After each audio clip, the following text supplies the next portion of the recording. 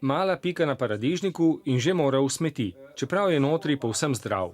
Podobno je z mini lubenicami iz ekološke pridelave. Te pikice so poškodbe od toče in zdaj jo prerežemo.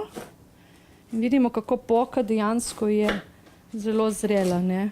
Melona tudi po izgledu je izredno grda, če tako rečemo, ne? Tle je tudi od toče. Če pa prerežemo, je čudovito.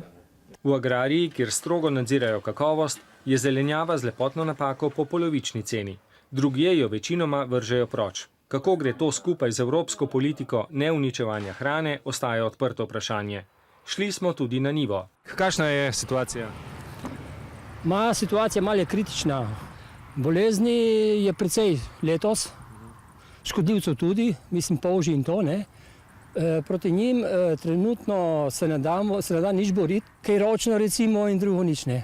Na poljih je dejansko že vse toliko premočeno, da ni to fitofarmacevtske sredstva več niso učinkovita in glede na to, da so naši kmetje v shemah kakovosti, tudi nimajo pripravkov, kateri bi se obvarovali pred vsemi temi boleznimi.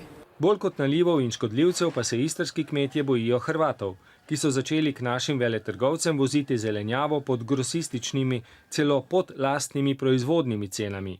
To lahko v letu največ 2 popolnoma pokoplje slovenskega kmeta. A to je že druga zgodba.